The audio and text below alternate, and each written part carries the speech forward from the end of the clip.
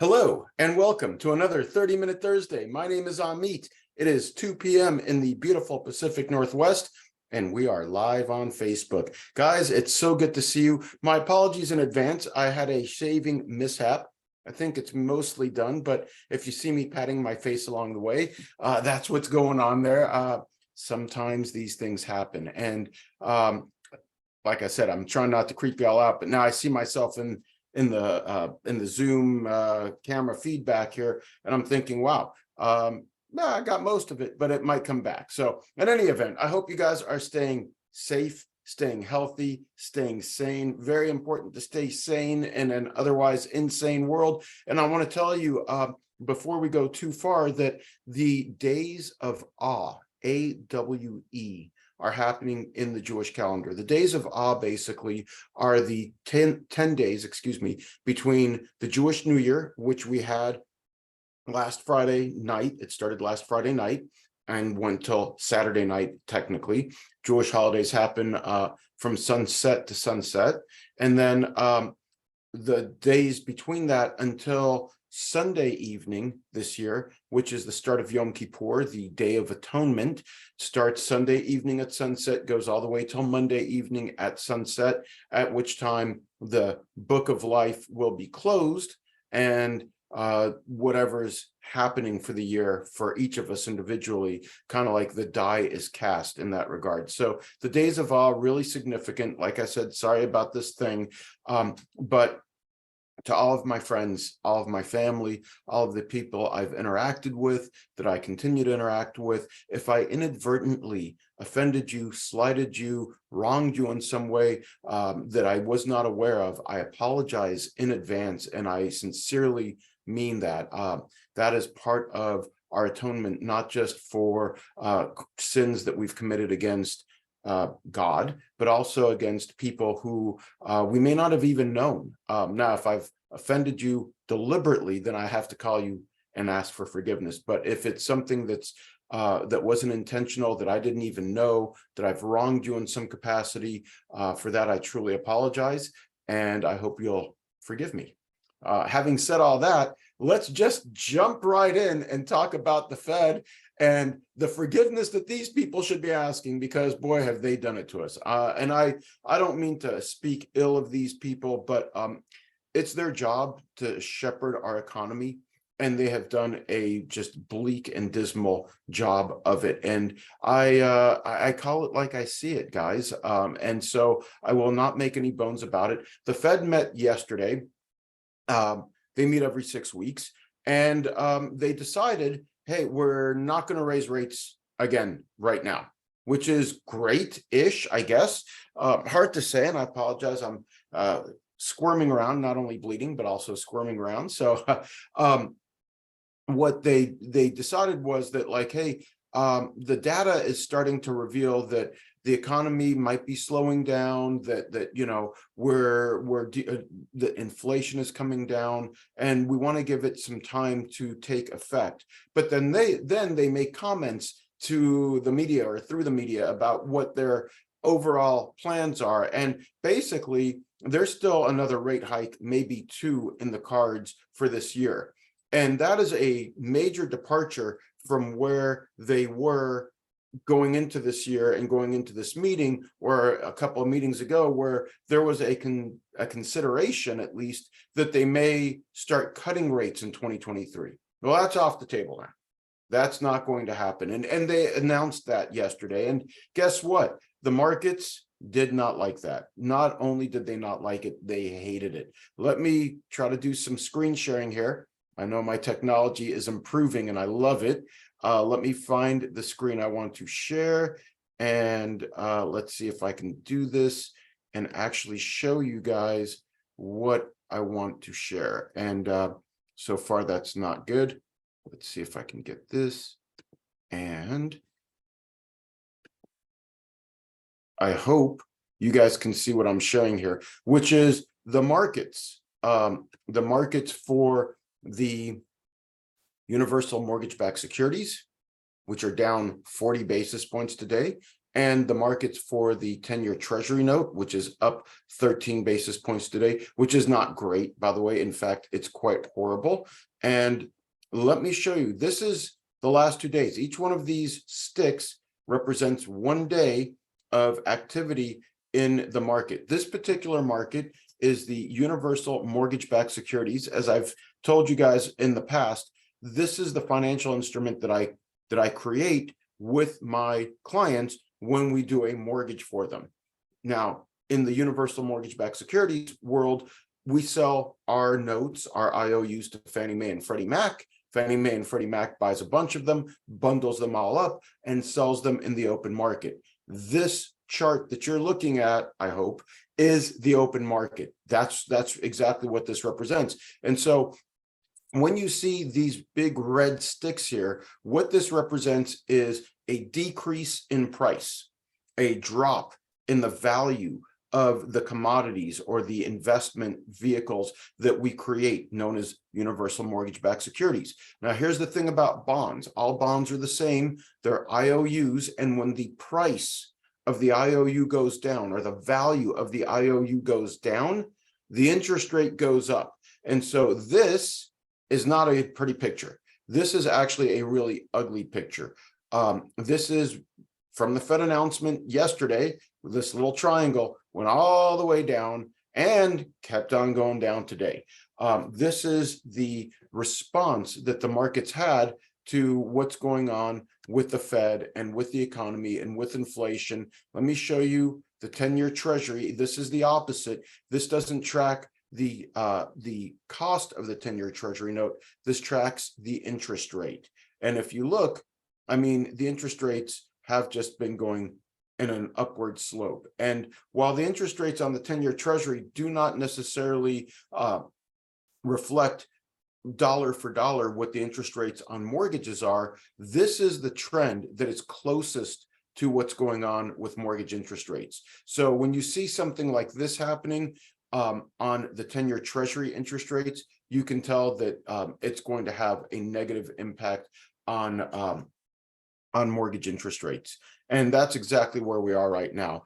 The markets do not like this. And I'm going to tell you why the markets don't like this in just a second, but I want to grab my phone here and read to you because I've got notes everywhere. I just came from a town hall meeting at my office online, so I'm all over the place here. Plus, I'm bleeding, which always has an impact on our state of mind. Let me share with you guys something that the Fed, or some history on the Fed. So this is from, whoops, my apologies. It's notes on my phone. Okay, December of 2021, the Fed told us inflation is transitory. I'm sorry, that's May of 2021. The Fed said that inflation is transitory. December of 2021, 6 months later, 7 months later, the Fed comes back and says, you know, inflation may not be so transitory. January of 2022, inflation should fall to 2.5% by December of this year. In May of 2022, so 4 or 5 short months later, inflation should fall to 4.3% by December of 2022. Fast forward, January of this year, so what, 9 months ago, inflation will hit 3.5% in December of 2023. July of this year, so what, 2 or 3 months ago, inflation will hit 2.5% in December of 24. Notice how the goal line, the goalposts keep moving out and out and out. Now, the inflation will not hit our 2% target until after 2025. So a whole nother year beyond where they said this inflation will be. Our core consumer price index inflation right now stands at 4.3% and has been above 4% for 27 straight months. The Fed wants that to be at 2%.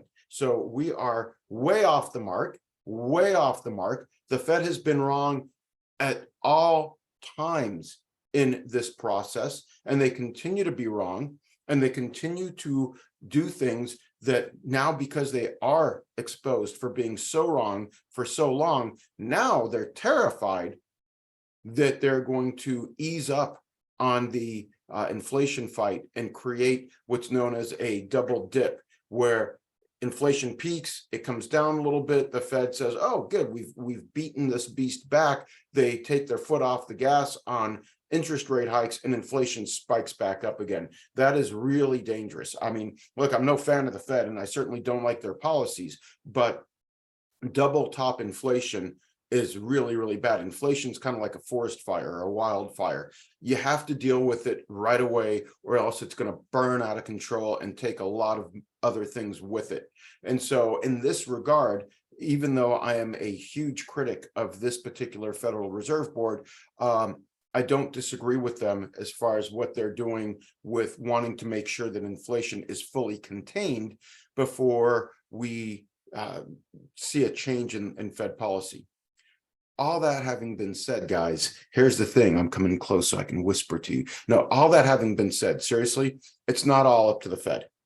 The Fed finds a way, in theory at least, to pay for the government spending that our elected officials actually initiate. And I've told you time and again, this is not a place for me to talk about politics. It's not my place to try to offend your political sensibilities, to talk about this candidate or that candidate or this party or that party, or to share with you my political views.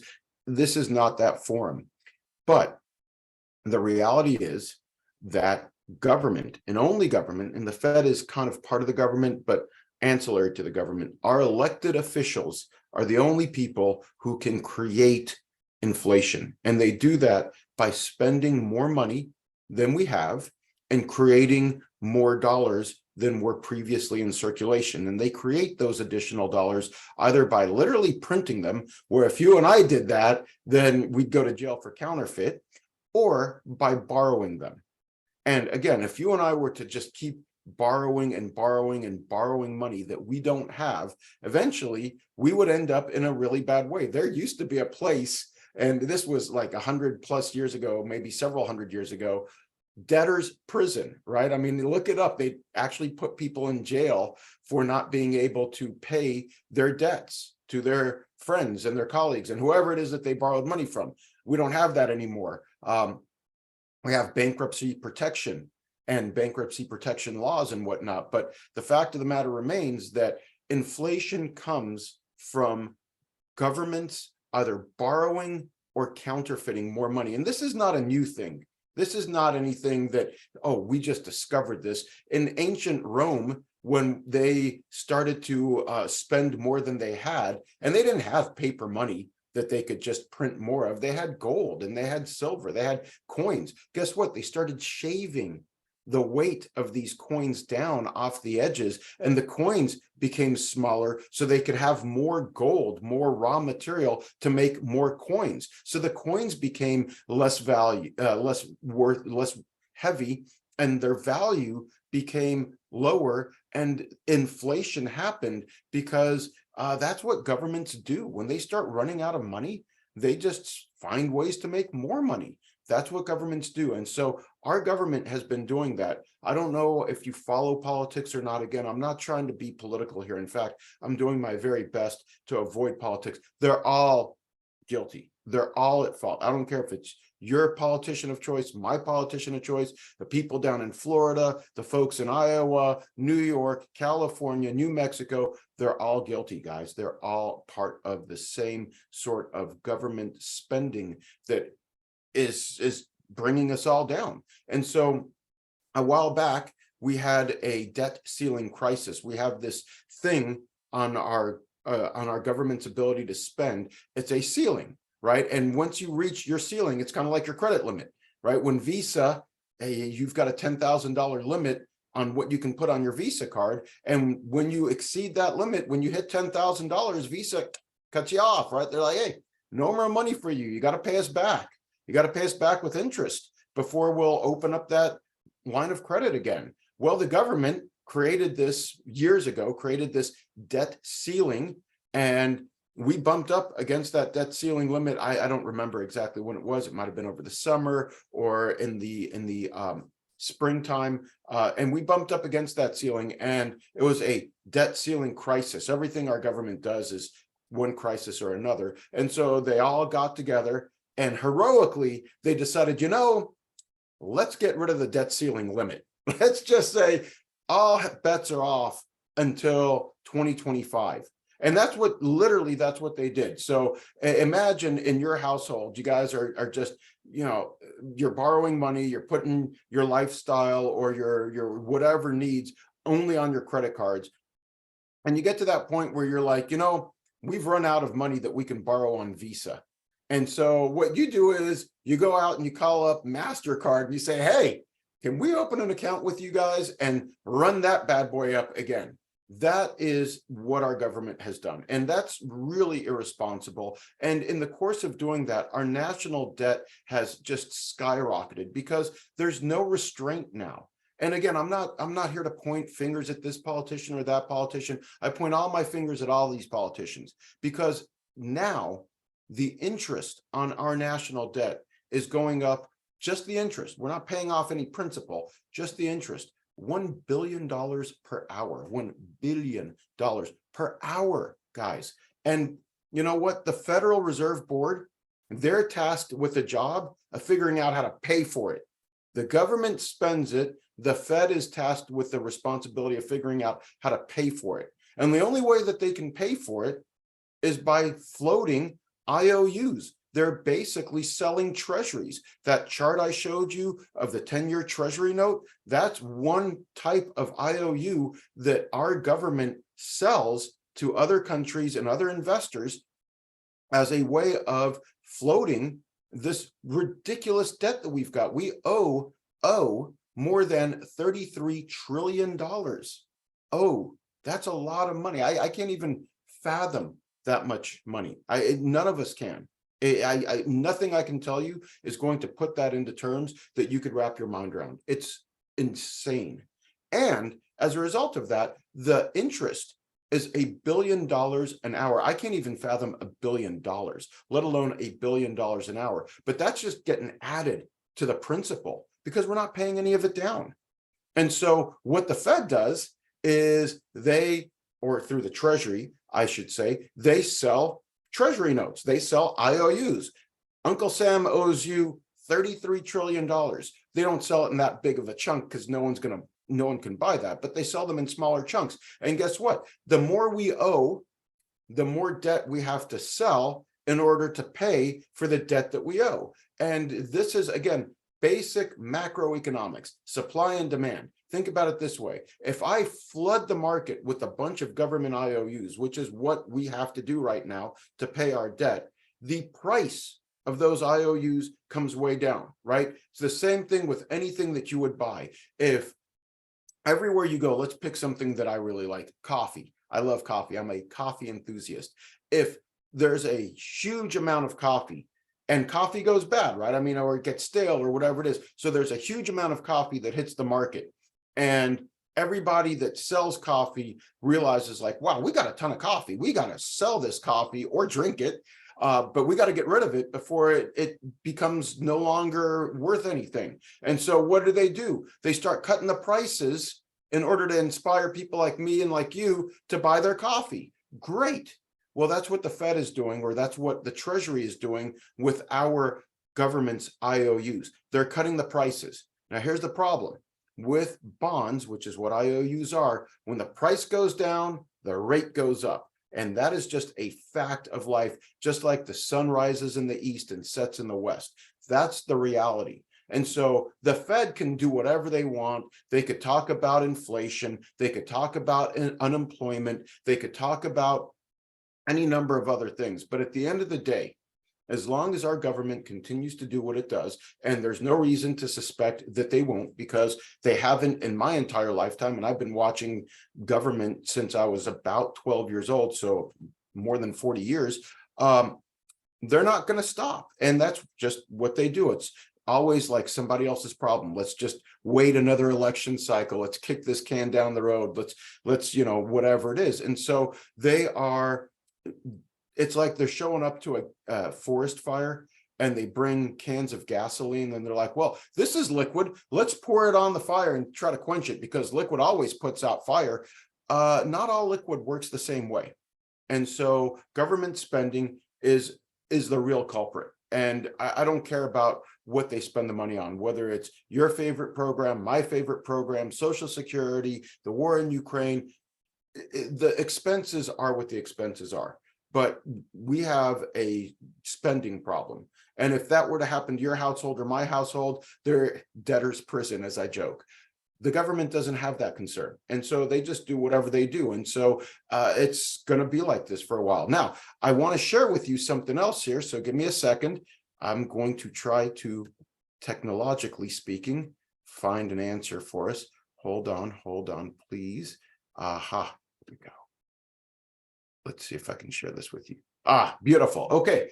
This weird series of dots is not Morse code. It's not an SOS or anything like that. This is the Fed dot plot, D-O-T, second word, P-L-O-T. This is really interesting stuff. This is kind of deep in the weeds here. But I'm going to take you through this. We've got 7 more minutes, and that's plenty amount of time to share what this is. So this is anonymous, by the way. So all the members of the Fed were at the meeting that they had yesterday, but not all the members of the Fed vote at each meeting.